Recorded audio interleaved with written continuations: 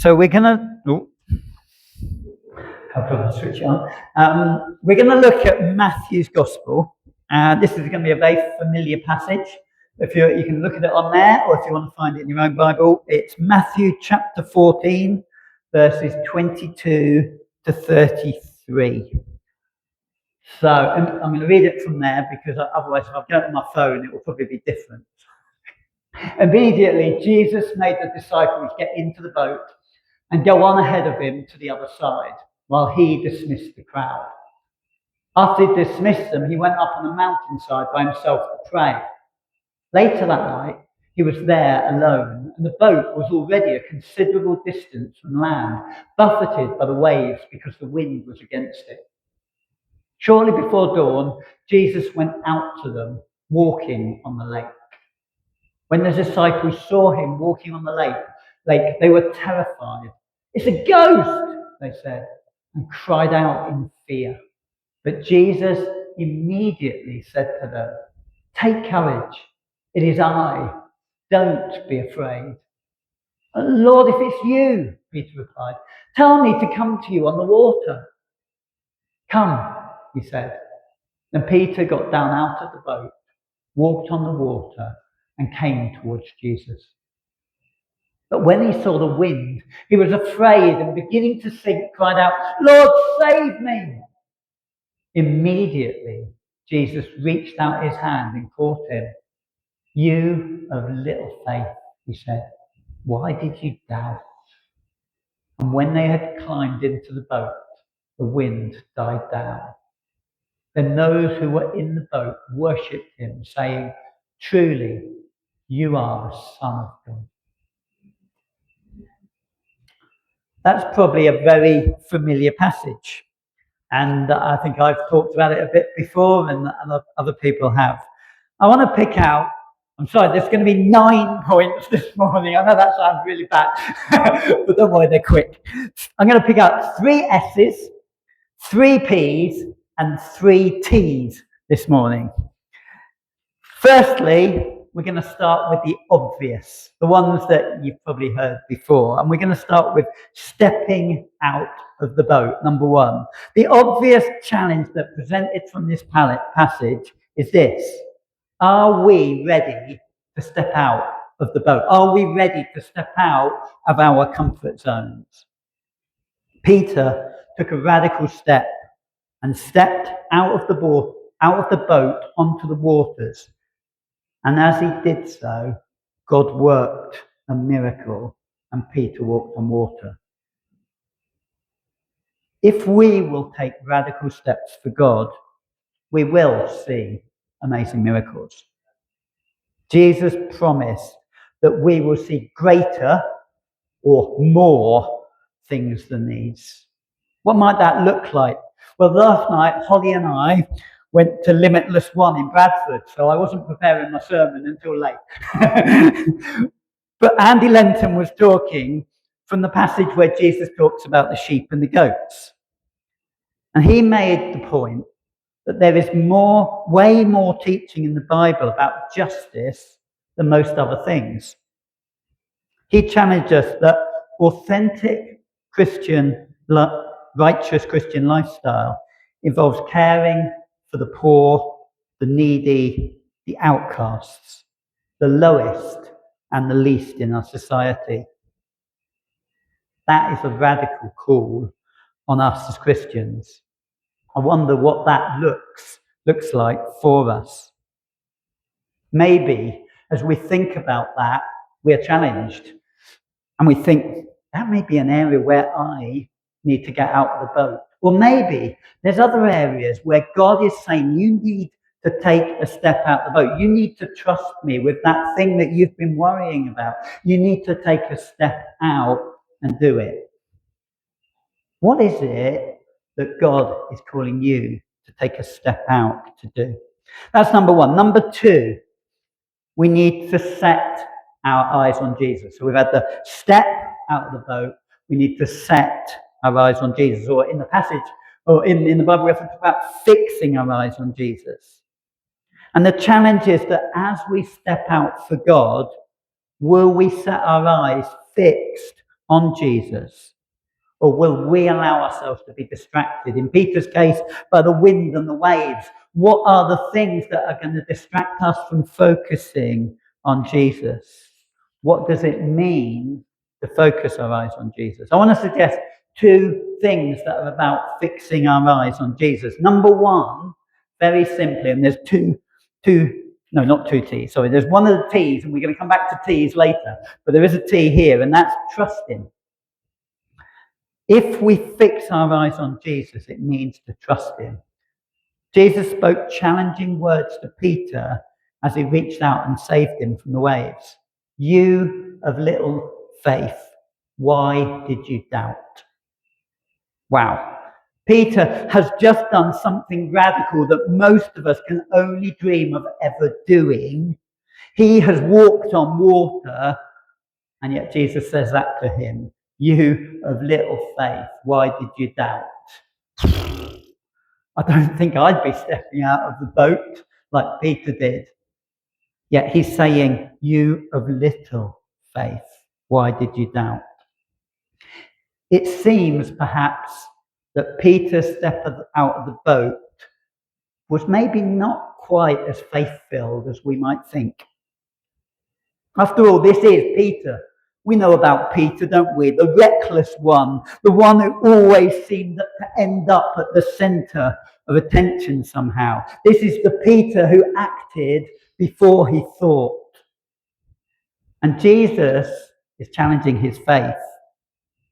Yes, step out of the boat, but don't do it to show off.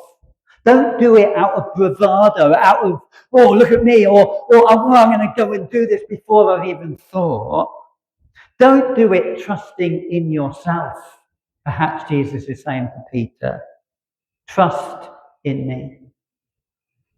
So the challenge is not just to step out of the boat. Maybe the challenge is to stay in the boat for a moment and think about it. Or to check that God is actually calling us out of the boat at this moment. But to know what is God calling us to do, and to be bold when we know what God is calling, or when we think maybe God is calling, because sometimes we're just not sure, are we? But we do need to come to that point where we need to step out in faith. Number two, what does it mean to fix our eyes on Jesus? It means to pray. Prayer is how we express our dependence on God. It says, I need you, God. I cannot do it without you. And Peter discovered that as he began to sink. And suddenly his confidence, that was perhaps a self-confidence, was no longer there. And all he could do at that moment was to cry out to Jesus, Lord, save me. We need to be in that place where we recognize our need for God. And we too need to cry out, Lord, help me. Lord, save me from the mess I've got myself into again. Let us keep our eyes fixed on Jesus by trust and by prayer. So we've had two clear challenges that perhaps are fairly familiar from this passage. But I think we can go further than that. And in one of those, I actually think maybe one of the ones we've already looked at, we might just need to check ourselves a bit. To help us to do that, I want to ask us a key question. And I'm going to do a bit of audience participation here. Who is this story primarily about? Any thoughts? Who is this story about? Peter? Is it about Peter? Primarily? Jesus. This is a story about Jesus. Let me put it this way. The story that's here is actually, there are two parallel passages. One in Mark 6, one in John 6. We're not going to read them, but I encourage you to go away and do that. And there are a couple of key differences between those accounts and this one, particularly the passage in John.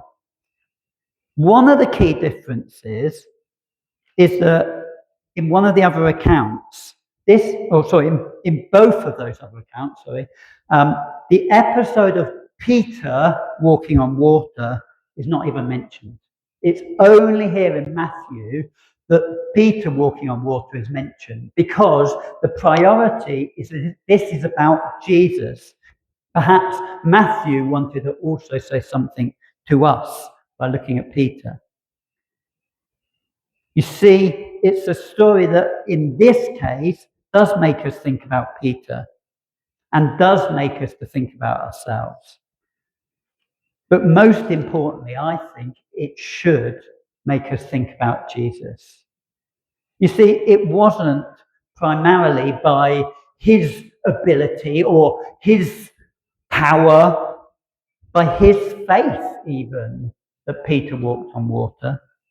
Primarily, the reason he could walk on water was because of Jesus, because of the power of Jesus, because of the miracle of Jesus. Without Jesus, Peter could never have walked on water, no matter how much faith he might drum up in his head. We know that walking on water just is not possible in a natural sense. But this story is another of many stories that reveal to us that Jesus is God, the God who does the impossible. And so faith here is not faith in our ability, nor is it something we work up in ourselves. Faith is an utter dependence and trust in God.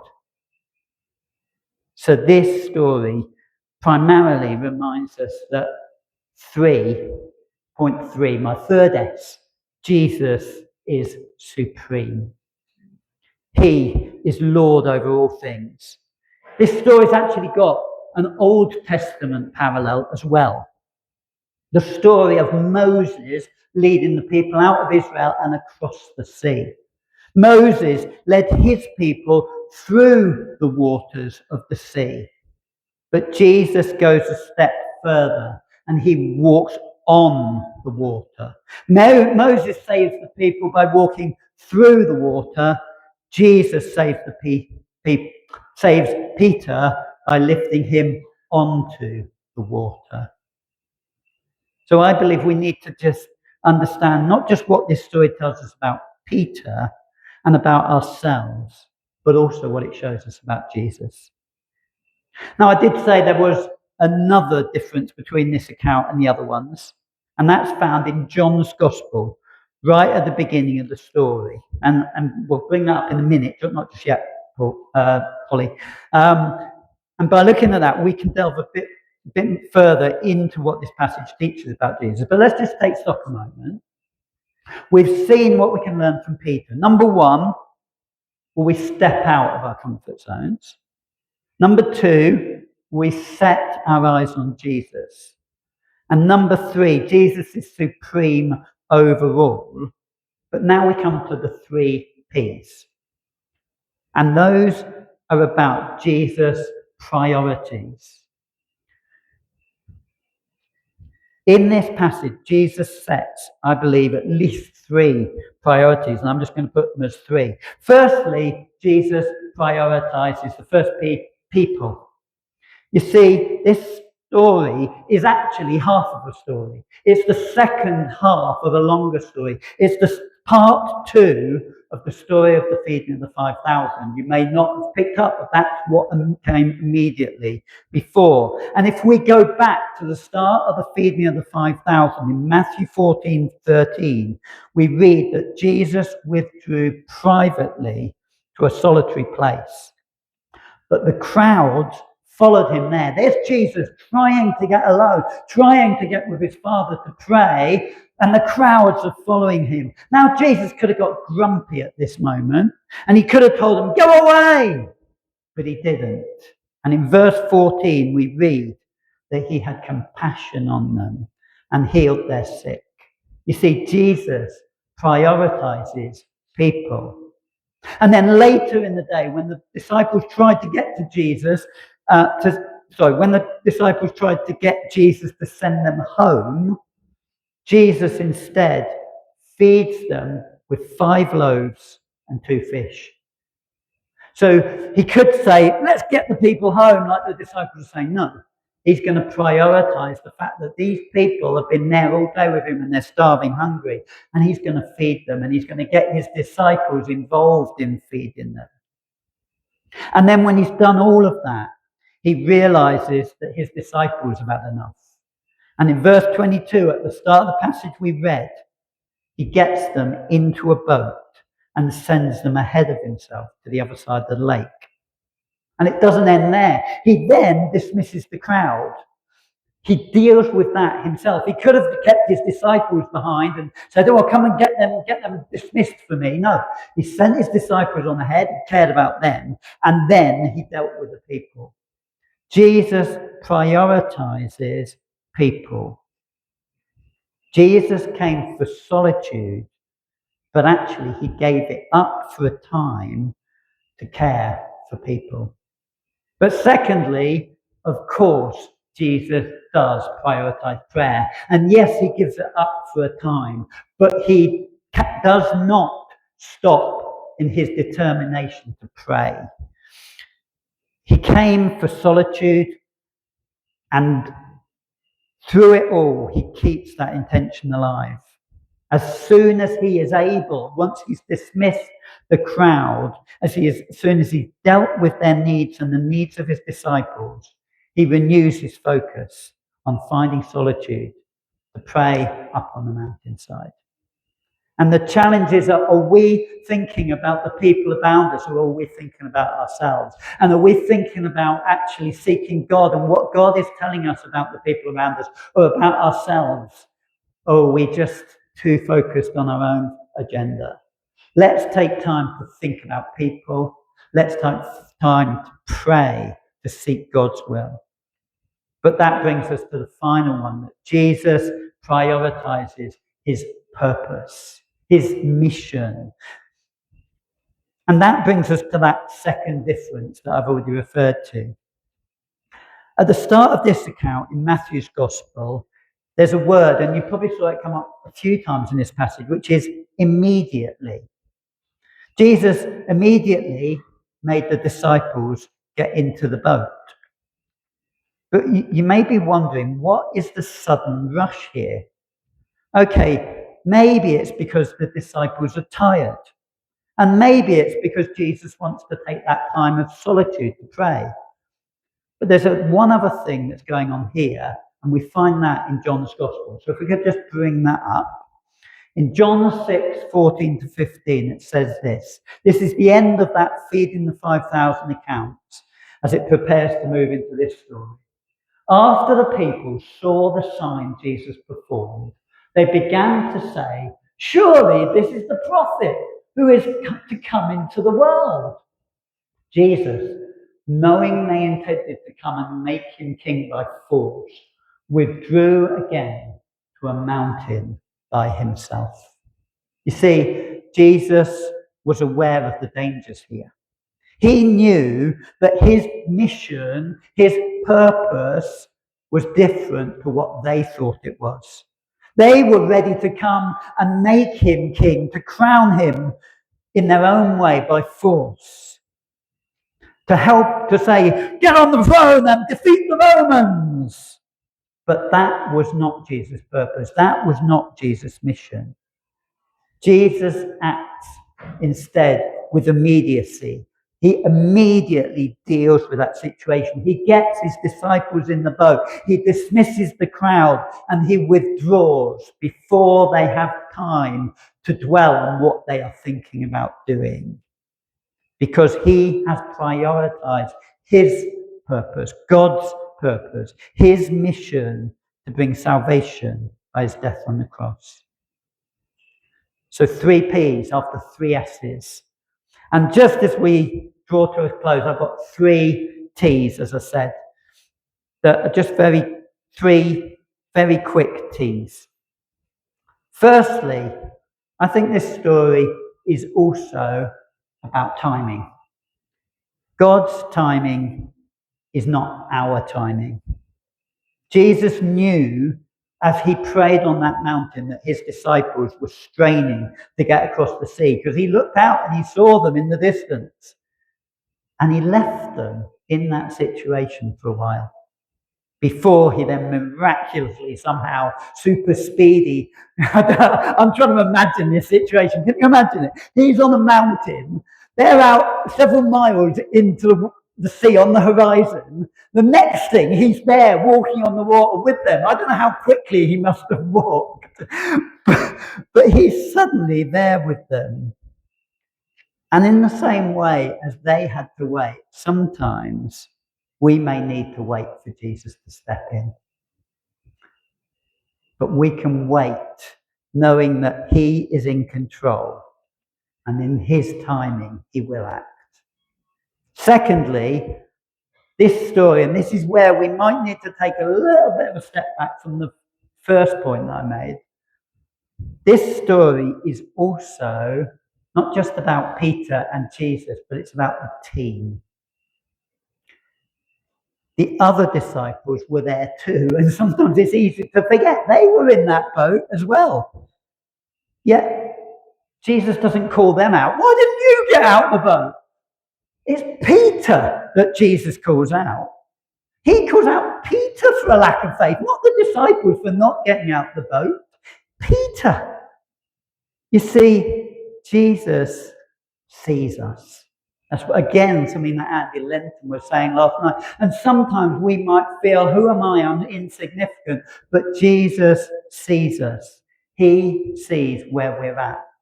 And he doesn't judge. And sometimes we may feel we're inadequate and we see that other person who's racing on ahead and jumping out and you think, I could never do that. I'm no good. But Jesus doesn't look at us like that. He knows what we need. Peter needed the adventurer stepping out on the boat to activate his faith. But maybe the others weren't ready for that. They, in there where they were at, just needed to be safe. And that's okay. Jesus says to us, my yoke is easy and my burden is light. Jesus meets us where we're at because he cares not just about the one, but about the whole team. When the team then welcomed Jesus into a boat, what do? They worship him. You see, it's not just about Peter's faith, what happened there. The whole of the team grow in faith. They are all motivated to worship in response to what happens. Will we respond in faith when we see God blessing other people? Or will we get jealous? Let's be those that worship Jesus in all that we see, in all that we see in other people, not just what we see in ourselves. And finally, the final T, this is about transformation. I think one of the reasons that the disciples worship may be because of what happens with Peter. But maybe they're not actually fully aware of that. Who knows? Maybe they saw him get out and they go, where's he gone? Has he drowned? I don't know how much. Maybe they were asleep. We don't even know how many of them were awake. Some of them might have been sleeping in the boat. Why is it that it's not in the other Gospels? Maybe they didn't think it was as significant as we do. But what they are totally aware of is that as Jesus steps into the boat, the wind dies down and it is calm. John's Gospel takes it even further than that. And he says that they immediately, there's that word again, immediately, they immediately reach the shore. I don't know if that means that suddenly, by some supernatural thing, just like Jesus supernaturally suddenly appeared there, suddenly the boat is at the shore, or whether it's just it felt like there's no time because they're so awestruck as they worship. All I know is that John says immediately they were where they were heading. You see, Jesus transforms everything, naturally and supernaturally. So I just want to encourage us this morning.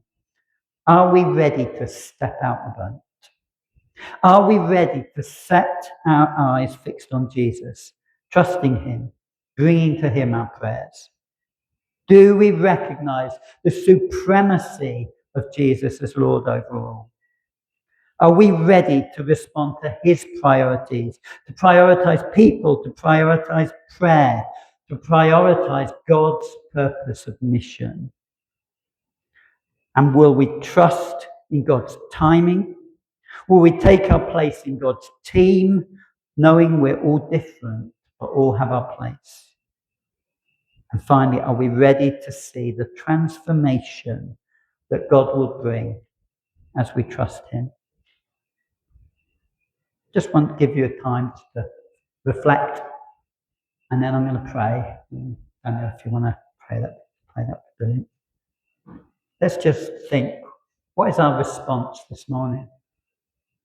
What is our response to a God who is supreme, to a God who meets our every need, to a God who challenges us, but a God who loves us and meets us where we're at? Lord God, thank you for your